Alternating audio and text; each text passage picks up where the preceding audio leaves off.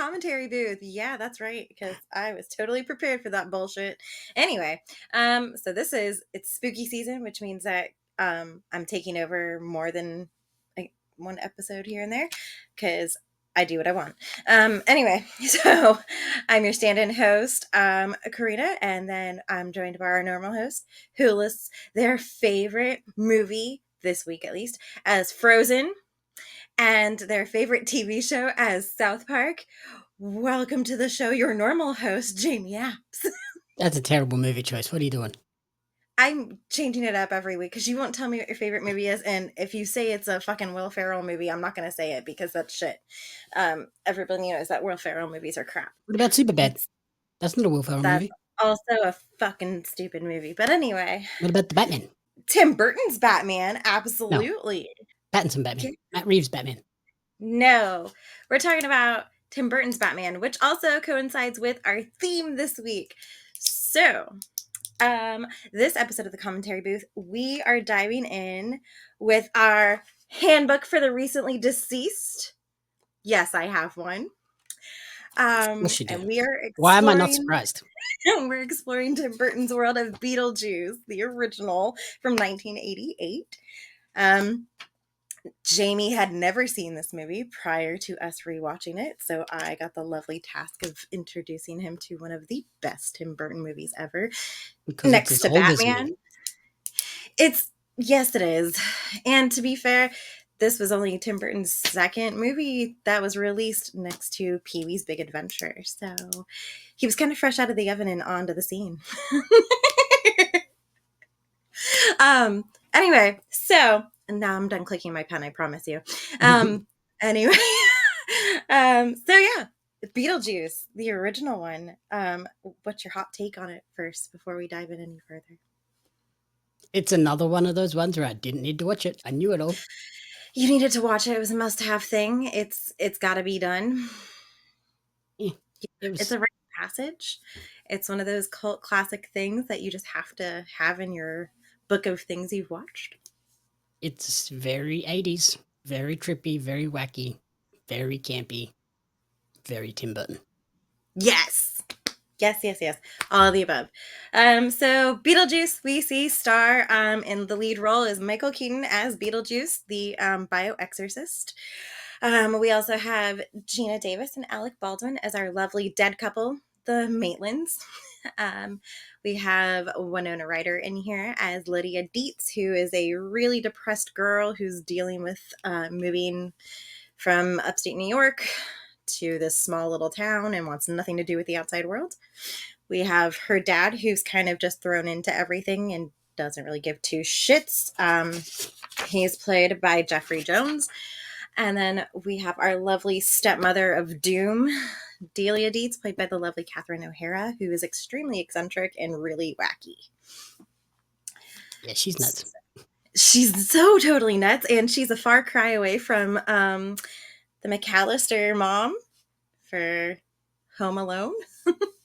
It's a big change.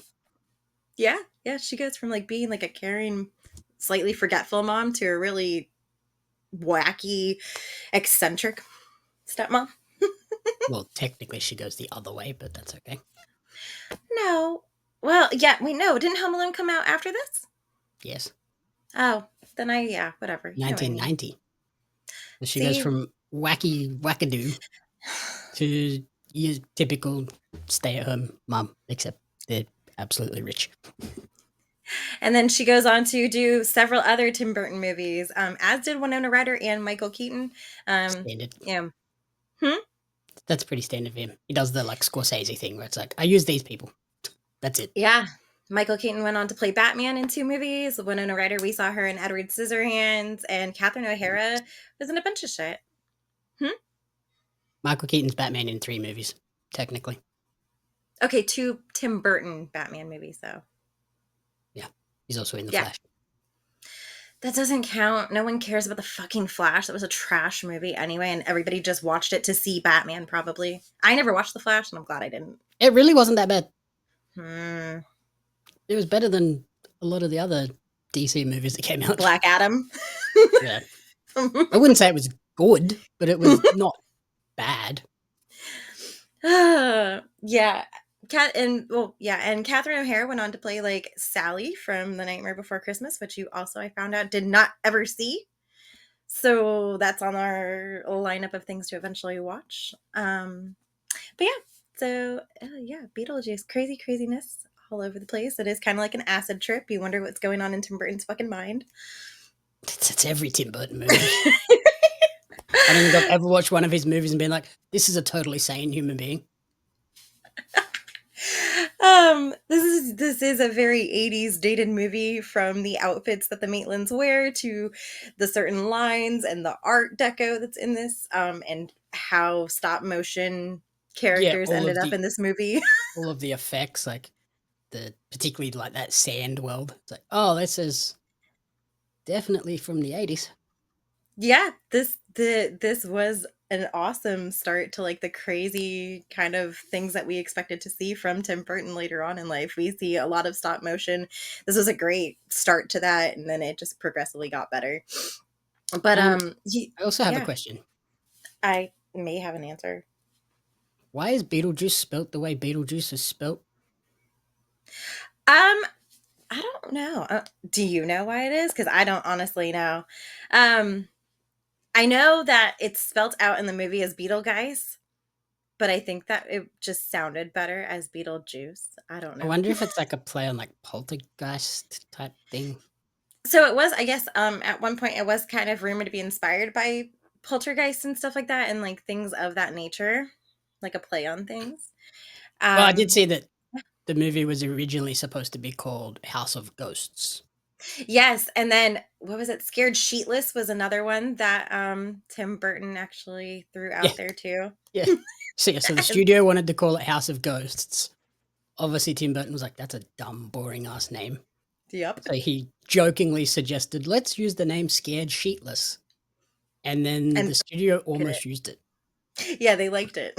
He's like, fuck. So This movie's also then they went with Beetlejuice, spelt a totally different way. it's nuts. Probably because Uh, everyone would have read it the other way as like, Beetlegeist, what the fuck is that? I don't think it would have taken off as well. People would have seen the poster and been also, like, is that a French movie or what? I'm not watching that.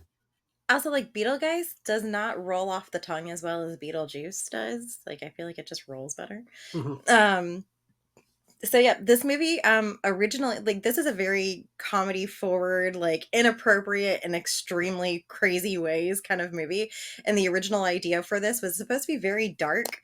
In this movie we see the Maitlands, and they are a happy-go-lucky couple, and they unfortunately die within 5 minutes of the movie, actually.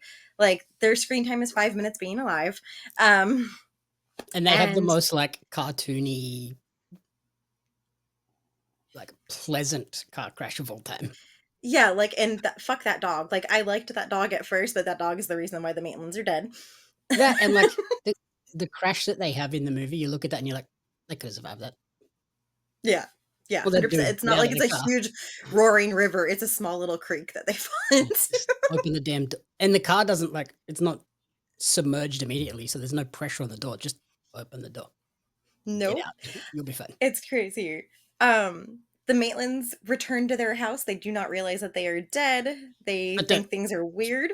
before we do that, the crash that they originally wanted to do, like in the It was first take, nuts. was mental. It was awful. Like they They were going to be like mutilated. Like their Yeah, bodies were going to be mutilated. I read that it was less comedic, much darker. The car crash was depicted very graphically. We were even going to see Barbara's arm be crushed under like something. Yeah. So the car was going to be mangled, and they were going to It's be going to be screaming for help as they slowly drowned. I was like, draft. that's fucked up. And then Right. in this cut, there's a reference to that when she says, my arm feels frozen. Yeah. It's like, yeah, because in the original take, you weren't going to have an arm left. Nope.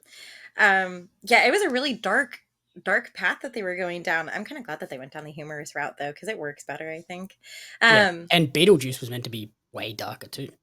yeah, so in this movie, the Maitlands, they don't realize that they're dead right away, and then when they do realize that they're dead, they want to scare the the family out of their house to have their house back. And the original setup for this movie, they were supposed to like kill them. They Mm-hmm. wanted to kill them.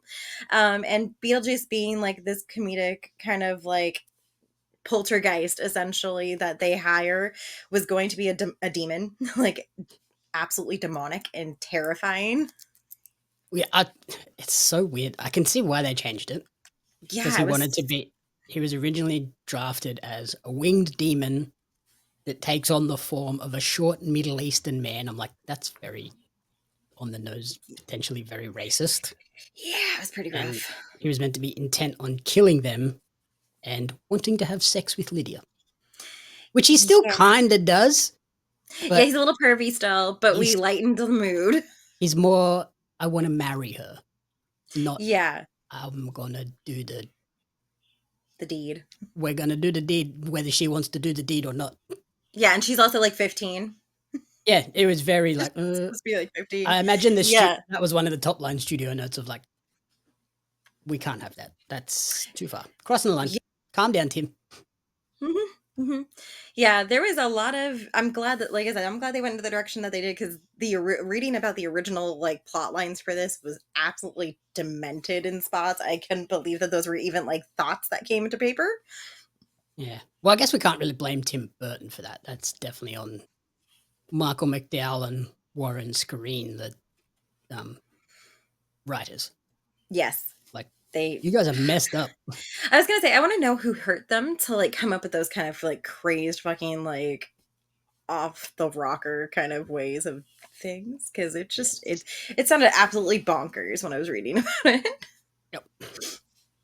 Um, this movie was crazy though.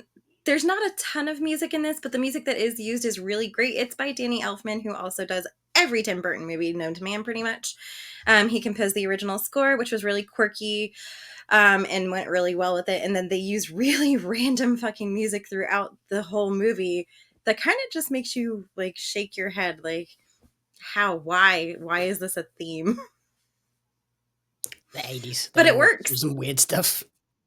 Deo is in here and it works fantastically for like what they needed to do to it. Um, the One of the big notes I wrote down too was it's 45 minutes before Beetlejuice is actually in the movie that bears his Yeah. name. And he's only in it for like less than 15 minutes to total screen time. He's like Yeah, sporadically placed, so yeah, that's you don't. wild. He kind of just pops Yeah, in, has his little cameo moments, says a couple of lines, and then disappears while they deal with the consequences of what he's done. yeah, because he's supposed to be that Yeah, one that you never call upon. It's he's very it's heavily like you. backloaded towards the end of the movie. Yes. Yeah, I wonder, because they get desperate enough to like call upon him. that makes me wonder if it's going to be similar for the sequel that's about to come out, Beetlejuice Beetlejuice. Like, is he going to be this side character again, or looking at like the marketing, he's very core to the storyline this time. Like, Yeah, I'm really curious as to what they do with it. The premise is that it's Lydia's daughter. mhm. Um, Yeah, and she's so trying to stop her having the same mistake she had. But yeah, exactly. So it'll be interesting to see how far they get because throughout this movie, the Maitlands are very like pulled. Do we call on him? Do we not call him? Do we call on him? And then after Lydia, kind of has almost like a breakdown and everything like that, she kind of is just like, maybe we should. yeah, it'd be interesting to And see, then and yeah, how much he's in it, but then also how far they push those boundaries towards the more darker tone of the original script that never actually made it to yeah, screen. there's a lot of like dark things in this film that are still kind of like lively feeling like when they are in the nether realm and stuff like that and you come across like people who are deceased, like you have the shrunken head dude, you have the lady who's split in half, you have the secretary slash receptionist who split her wrists, like there's so many random and like very dark elements to this movie, and but they're somehow like light and cheerful. Yeah, that's well, I'm very intrigued by the second one. Like, do they lean more heavily into the comedy side of it, or do they bring more of that darkness in? And modern movies, I think they could get away with it being more dark too. Yeah, absolutely. Because it's, obviously it already has an established following, whether it be my generation or the younger generation. I mean, like I said, I've been watching this movie since I was itty bitty, when I probably shouldn't have been watching it due to certain pervy moments from Beetlejuice. And then I let my kid grow up on it. And she went to go watch it with her dad one time, and he texts me immediately and he goes, "You let her watch this?" Like, he just grabbed his junk on TV.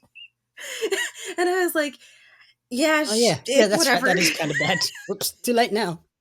I looked at it and I was like, God, what kind of parent am I? But yeah, and it's crazy to me that also this movie is rated PG over here in the US, but they still drop the F bomb once.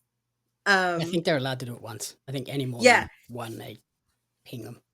So if they were to re-rate it now, it'd probably be closer like a PG-13 rating, just because of all the sexual innuendos that are thrown everywhere in this. I think it's PG because I don't know if you guys had PG-13 in '88. Did we not? Oh, if we didn't, then that'd be interesting. Oh no, it was introduced on July 1st, '84. So Oh, PG-13 was around that's because interesting. of Then the movie they Red really Dawn. skimmed by it.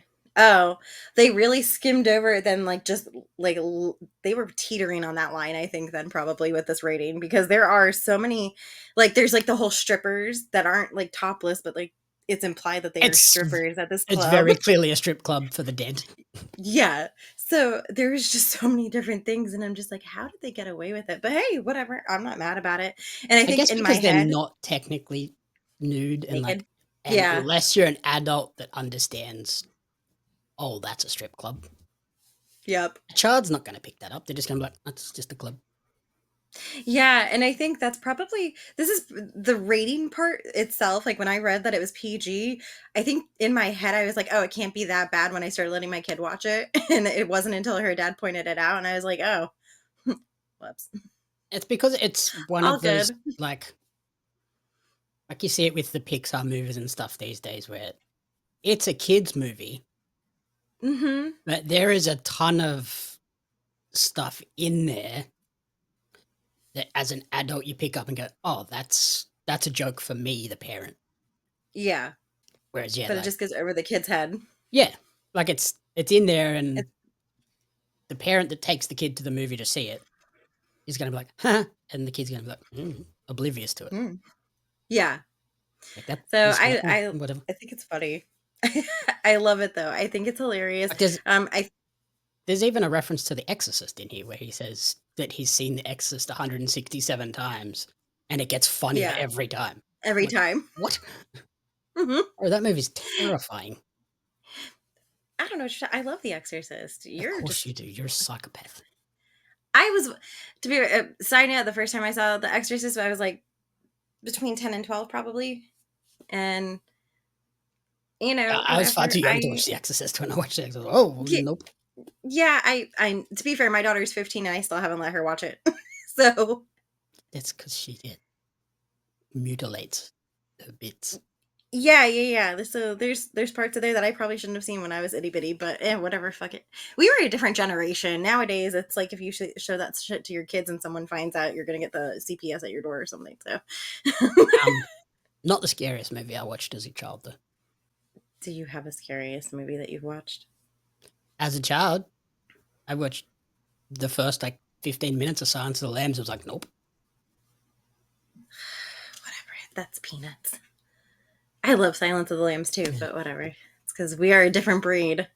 I watched Clarice running through the bush, and I was like, nope, this is terrifying. What? Oh my god. I was watching Freddy and Jason when I was like fucking 6. What can I say? I'm unique. Mm-hmm. But yeah. Are you a trading card collector or a fan of Australian pro wrestling? If so, you're not going to want to miss out on the limited edition Australian wrestling cards. Each set includes 50 packs of 10 cards, including some of the country's top wrestling talents like Robbie Eagles, Shane Haste, Madison Eagles, Hartley Jackson, and they have Shaza McKenzie listed, although she is not a favorite. the velocities, and a lot more. There's wrestlers, referees, announcers, commentators that are featured, giving you a full appreciation of the Australian independent scene. The cards sold out a lot faster because cards are hot right now, as I'm sure Jeremy Lambert will tell you. But you can order your Australian wrestling cards now at Pario Magazine. That's PARIO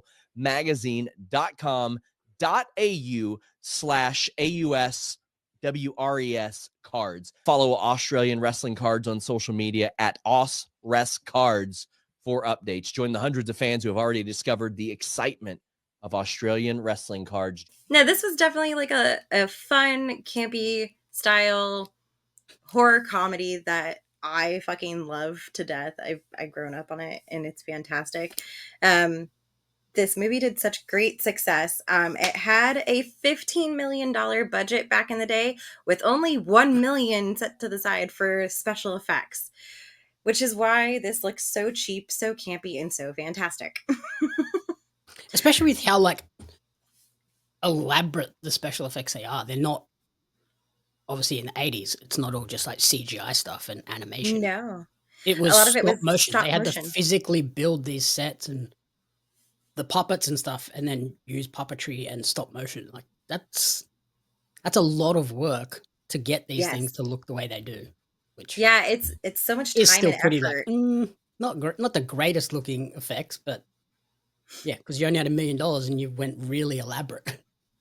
Yeah, and like even the sets aren't like super crazy. Like they filmed it. I found out they filmed this outdoor scenes in Vermont, which makes sense because that's a ton of area over there that looks like very small town. And then they just had a studio in California where they did the studio shots. So it wasn't like they were going like all over the place and doing these elaborate sets that they had to build and set down and stuff like that. And I feel like for the budget that they had, they produced a pretty solid film. Well, yeah, the box office suggests they did pretty well. Yeah, they grossed close to 75 million in the box office. 74.7 million, the 10th highest box office of 1988. Yeah, and that's pretty impressive for something that's not like Tim Burton wasn't really well known.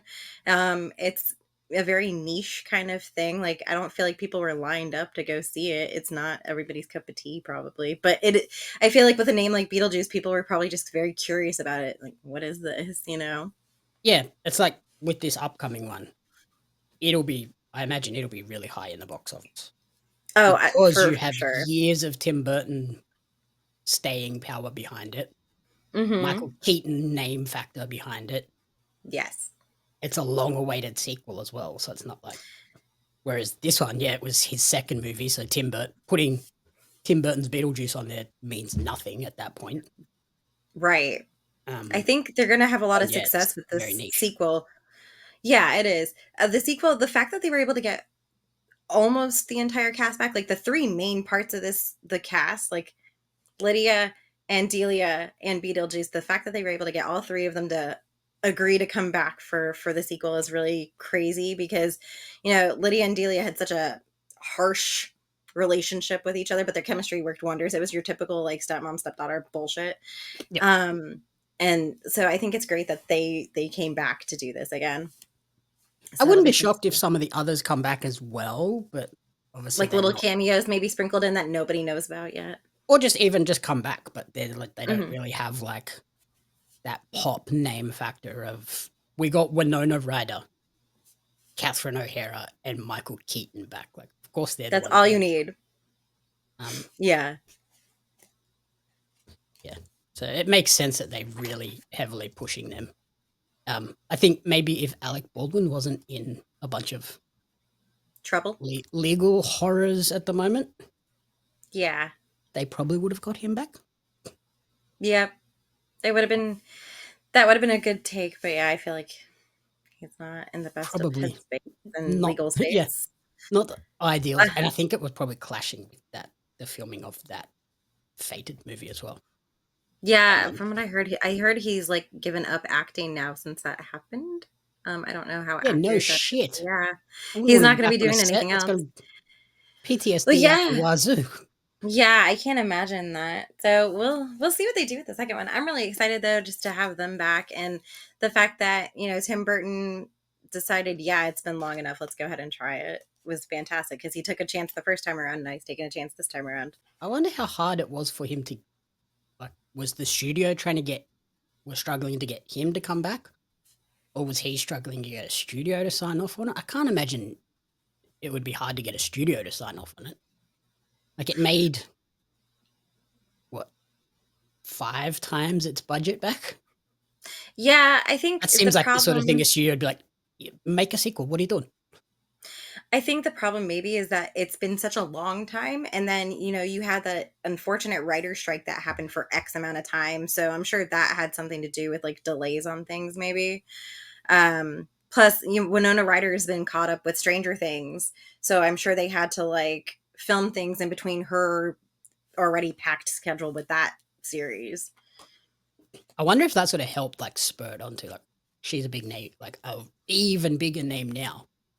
Yeah, But because now kids that get are her my in. kids' age, like they know who she is, just from Stranger Things. So they're gonna be like, "Oh my God, that's the mom from Stranger Things!" Like, I want to go see that. So, they have a lot working for them this time around. They had the success of the original movie.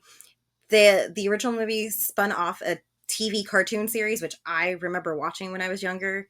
And then it also spawned a Broadway musical, which I also had the pleasure of seeing. So you have all these random people in like this, like just crazy bucket of people that are going to probably line up to go see this sequel.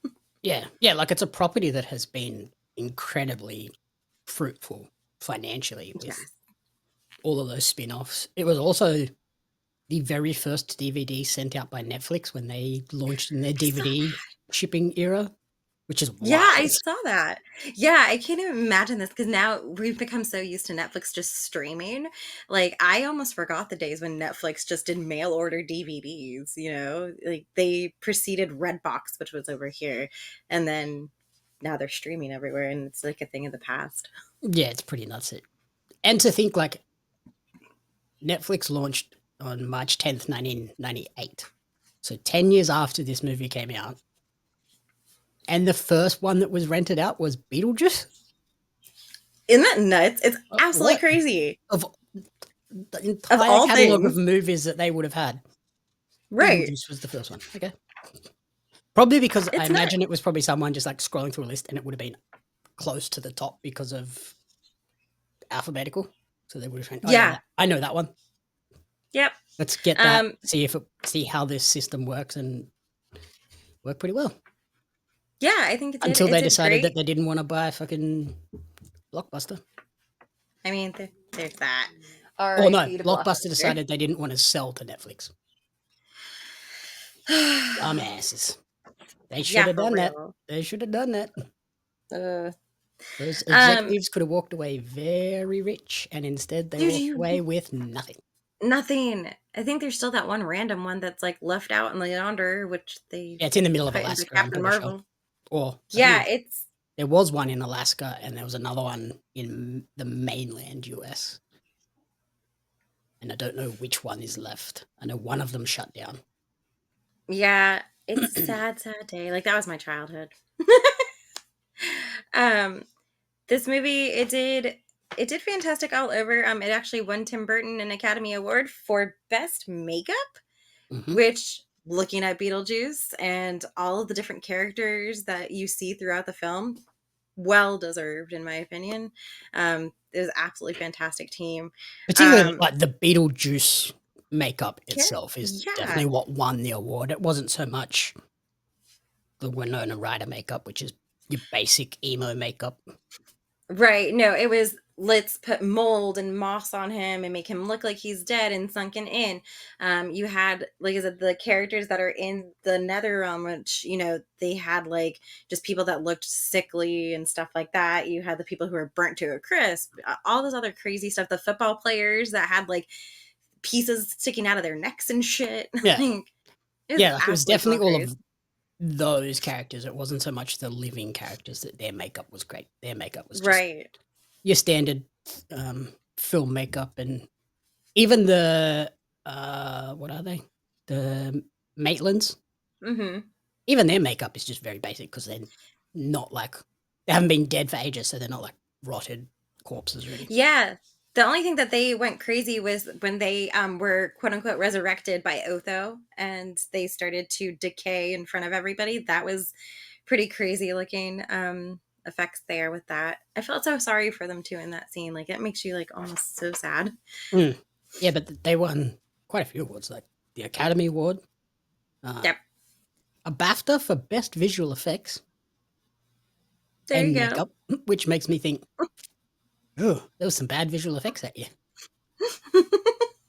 And then they also got a Saturn Award for the Best Horror Film and Best Makeup. Yeah. So clearly Tim Burton was doing something right with this movie. I think it was fantastic. I'm so glad that they did a sequel to it. And I'm so glad that you got to watch it finally. Because I know that everybody in my household was anxiously awaiting your feedback on it. Goofs. You know how I mentioned it was the 10th highest box office of 1988? Yes. Do you know what the top movie was? No. Who Framed Roger Rabbit? I love that movie. I don't think it's like a top box office film, but there must have not been a whole lot out in 88, I guess.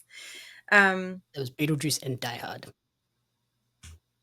Oh, well, fuck Roger Rabbit in that box office thing, because Die Hard all the way. Just saying. They were both like way down the list too.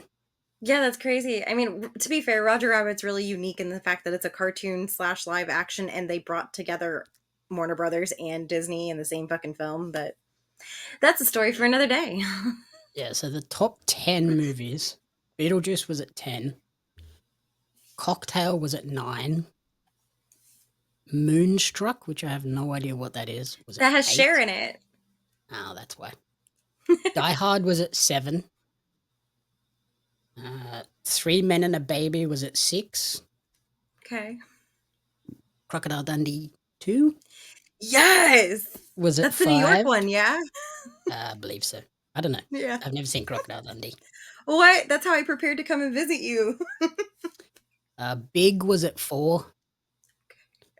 Good Morning Vietnam was at 3. That's an intense movie to be there. Yeah. Coming to America was at number 2. Okay. And then Who Framed Roger Rabbit with $15,156,452,370. That's a lot for that movie. I didn't expect it to be that high up there. Shit. Yeah, because Who Framed Roger Rabbit, $156.5 million. Coming to America, $128 million. Good Morning Vietnam, $122 million. And then, Beetlejuice at 10 with 73.7. Like, what the heck? Yeah, that's insane. That's wild to me about fucking Who Framed Roger Rabbit. Yeah, that's massive. Yeah. What else have we got on this list? Fish Called Wanda at 11, Willow at 12. Ooh, good one. Rambo 3 at 13. Twins? Now that's a movie. Oh my god, of course. 16. Of course you. 40, almost 50 million. A Nightmare on Elm Street 4. The Naked Gun from the Files of Police Squad. The Bambi re-release. Land Before Time. Oh, just still my heart. Little foot. 35.5 million. Child's Play. Rain Man at 33 on the list. What the heck? There was a lot of random shit that came out that year. Fatal Attraction at 38. There we go.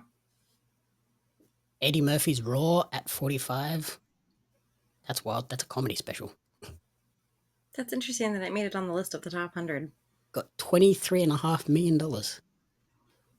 The Fox and the Hound re-release. Short Circuit 2. Friday the 13th, The New Blood. Ugh.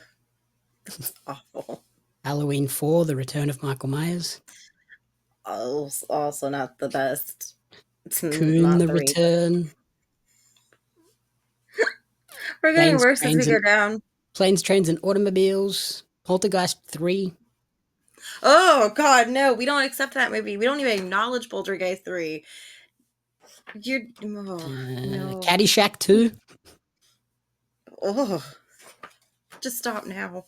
There's some The Return of the Living Dead 2. There's some There's bad some movies on here. Dirty there's Dancing. some bad Wow. there's some rough movies on that list. Dirty Dancing, like a movie that is very Iconic. iconic and highly regarded. Yeah. 104th on the list. Oh. I Yes. mean, $8 million. clearly somebody was putting Baby in the corner. Hairspray, 116th on the list with 6.6 million. Oh no. There's some wild movies on Hellbound, Hellraiser 2, That was awful. Elvira, you Mistress didn't of the Dark. Yes. Yes. There's some wild Always. movies on this list. And Elvira is queen. Some very random, unexpected ones, super low down. Like The Manchurian Candidate. It's only a re-release, but still, it's an iconic movie. And now we're There was getting a into lot of shit. Now we're getting into the dregs. Ugh. That was a big year though. 88 seems like a really big year for like a lot of franchises and just movies in general. That's very interesting. It's really like a hodgepodge of everything. Yeah, some good ones on there, some very random, unexpected ones way down the list. Yeah, Like absolutely. I would have thought Dirty Dancing would be in the top 10. With how much because it's, like iconic everybody and likes memorable. that movie. Right. I don't get it. Maybe it was one of those ones that people didn't go to the cinema for, and then it became like a massive icon cult following off the DVDs. Well, Yeah, I VHS guess it's kind of like in the 80s. one of those like summer films, I guess, kind of like the way that Grease was when like it came out and it was like the bop of the year or whatever. Yeah, it wasn't teens really to go until it hit see. VHS that everyone was like, oh yeah, I love this movie now. Yeah, it's strange.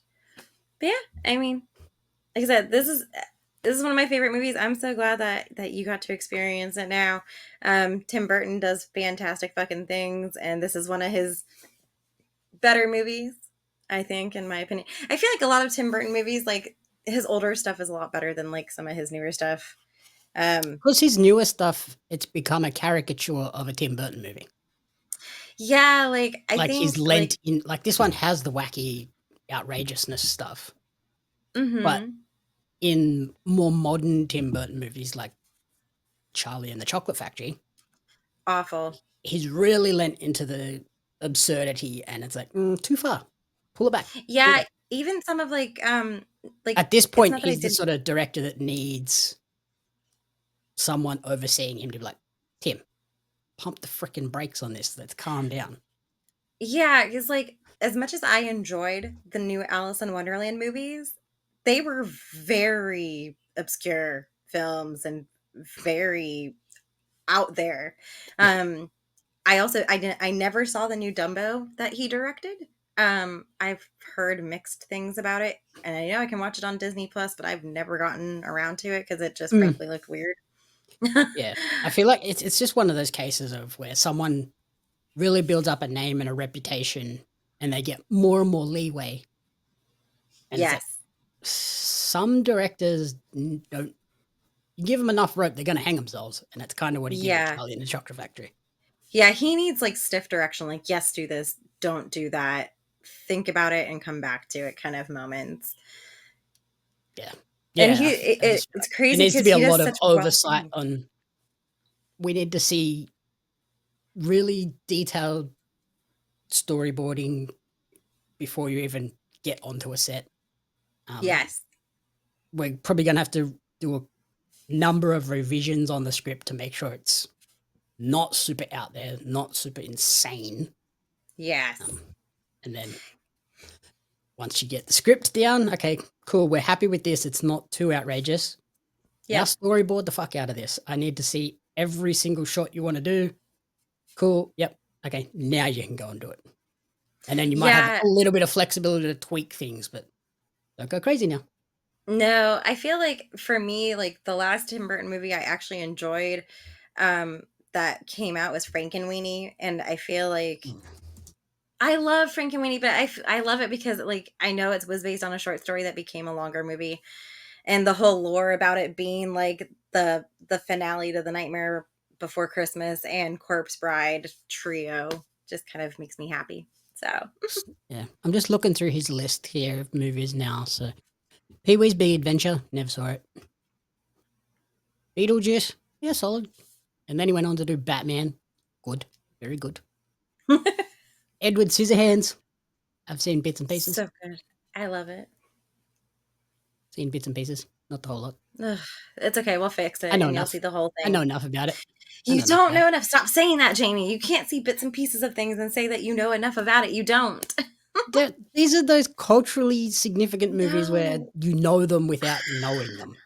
You Which is said that what I about did. Alien, and then after I made you watch all of the Alien series, you were like, "Man, I'm really glad I actually watched it because yes, I knew enough about it, but I appreciate it more now." Yeah, but then Beetlejuice, I was like, yeah, okay, I knew that. Cool. You're fucking impossible. Then yeah, the Batman Returns again, very good, very good, well done. Nightmare Before Christmas, it's fine. You've never seen it. It's fine. You're Ed Wood. watching it. Don't have any idea what the fuck that is. It's got Johnny Depp in it though. Of course it does. Yes, I think it's like a biopic film. Yeah, it is. A biopic about someone. Yep. Never watched it actually. Yeah. Mars Attacks, very good. Yes, very Love good. Mars Attacks, great movie. Yes. I'm glad we agree on something for once. Sleepy Hollow, yeah, Fantastic. pretty good. You've never seen it, have you? I have, pretty good. Really? Who's the Headless Horseman? No. Who's the Headless Horseman in it without clicking on your stupid links? Johnny Depp. He is not the Headless Horseman. You've never seen it. Same thing. Nope, we're watching it. Planet of the Apes from 2001, not good. Nope, not good. He not fucked good that at one all. up. Big Fish, never seen it. Pretty good. Visuals are fantastic. Charlie and the Chocolate Factory, bad. Trash. Very bad. Dumpster fire. He did 2 movies in 2005. Corpse Bride as well. Fantastic. You wouldn't know. You've never seen it. Sweeney Todd, Demon Barber of Fleet Street. Fantastic. If you say so. You're watching it. We're getting you on it. It's okay, guys. Don't worry. I will fix him. It's okay. I can, as Taylor Swift once said, I can fix him. I can. Alice in Wonderland, I liked it. It was all right. The first one, the second one, not so much. It was totally wackadoo, but it was cool. It's kind of what when I envision Alice in Wonderland, his vision for it is what you see. Yeah, that makes sense. His is more geared towards like the book of it versus Disney's original cartoon was more like, how can we make this family friendly? Tim Burton was like, oh, potential to make this look even more trippy than Disney did. There's a sinister undertone to it, which makes sense. Like he's read the book and like it's like reading the book. What you see in your head is the Tim Burton version, not Disney version. Anything that you could have imagined, Tim Burton literally took it out and put it on film. Dark Shadows. Oh, that's not good. No, it's awful. Damn. Oh. Big Eyes. So awful. Never seen it. Never saw it. I heard it was good though. Okay. Miss Peregrine's Home for Peculiar Children. It's okay. It was fine. The book was better. It's fine. That's kind of boring. The book was better. Dumbo looks kind of cool, but I haven't watched it. To be fair, I've never even seen an animated Dumbo, so why would I watch the live action adaptation? I'm fucking done. It's okay. Like I said, again, I will fix him, everybody. I will fix him. We will get him right. Beetlejuice, I am seeing next week ahead of its release. I'm seeing it next week too. Cabin. He was a producer on Cabin Boy. Don't know what that is. Don't know. Producer on Batman Forever, one of the best Batmans. Isn't that no? That's the good one. Never mind. No, wait. Is that the good one? Hold on. The directed by Joel Schumacher one, the one with Robin and the Riddler. No, that's a crap one. No, I like that one. Val Kilmer Batman. No, okay, never mind. I was getting that confused with Batman and Robin, which is the one with Mr. Freeze, right? Yes. Yeah, that was the shit one. Batman Forever's Val Kilmer Batman where he can't move his neck. That's right. Yep. That one's all right. Owl is like solid and he's just like, I can only move my ass. Batman Returns is the best one. Sorry, I'm just saying. He was a producer on James and the Giant Peach, which is so good, and that is a whole stop motion animation. It's fantastic. Producer on 9. That was okay. Is a producer on Abraham Lincoln Vampire Hunter. Trash. Ooh. My mom loves that movie. If that says anything about her, it is a trash film, and she will watch it all the time. A producer on Alice Through the Looking Glass, which is I've never seen, but I enjoyed Alice in Wonderland, so not great. Don't watch Through the Looking Glass then, because that one was not as good. So he was an actor in Men in Black 3. Whoa. Whoops. So yeah, some good stuff. Wild. Some not so great stuff. Directed the Hansel and Gretel TV show. And Wednesday. He did 4 episodes. He did pretty well on those. I like that. Yep. Excited for season 2. Wednesday was pretty good. Yes. And I'm so excited that Jenna Ortega is going to be doing Lydia's daughter in Beetlejuice because I feel like of course she is. Well, no, I feel like it's a Tim very Burton. good... He's like, you were good. I want you back. Not even that, but I feel like it is a very passable, like, that she could be Winona Ryder's daughter. Like, they have very similar, like, face shapes and stuff like that. So it's not like they're bringing in, like, I don't know, Millie Bobby Brown. Like, they don't even look the same.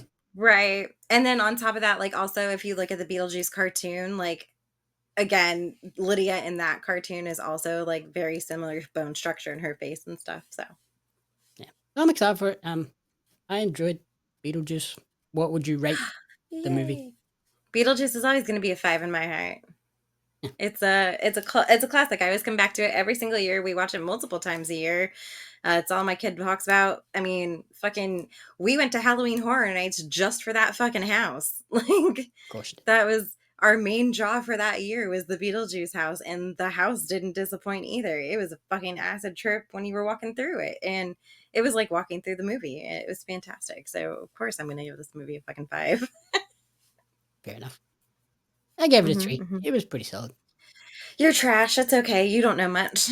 It was enjoyable. It didn't really do anything mind-blowing for me. Those graphics really... That's the whole point of it, though. It was supposed to be like that. Like, it was supposed to be a funny ha-ha, like, to go along with the rest of the crap budget that they had to work with. He was just like, let's emphasize this even more and make it legit shit sometimes. Yeah, it was fun. Again, like I said, I knew the whole plot. Probably why I didn't really resonate with it much, because I was like, yeah, okay, makes sense. I'm done with you, Jamie Abs. I apologize for him, everybody watching. Like I said, I will fix it. I will get him on board with the rest of this Tim Burton shenanigans that he hasn't seen yet. See if they can bring me around with Beetlejuice too. Yes, we will. We are in our spooky era now, folks. From here on out, it's going to be whatever I want to do. Not really, but there's going to be a lot of spooky stuff coming up, and I'm excited for it. And this is just the fucking start, because you got a lot to catch up on. That's right. Corinne will be back hosting next week. I will. Beetlejuice. Oh, fuck me. Why do I gotta host this shit? God damn it. I already have a hard enough time trying to keep my cool and stuff. Whatever. If you're ready for another train wreck, join us next time when we review Beetlejuice, and you watch me completely and totally fuck it up again, because that's what I roll. That's what I do when I do this shit. Yeah. If you like what you're watching, rate, review, and subscribe, and Jamie's gonna tell you the socials, because I always forget what the fuck I are. So yeah, rate, review, and subscribe on podcast services and YouTube. You can follow Corina, how she gets her own Instagram at Miss Corina Renee. And you can follow me on social media at Jamie Apps Media and at Pario Magazine. The Commentary Booth is a fan-funded production of Jamie Apps Media. You can support the podcast alongside our magazine, Pario Magazine, on Patreon at patreon.com/Jamie Apps Media. The following people supported at the publisher level or higher, and you cannot fathom how incredibly appreciative we are for their support.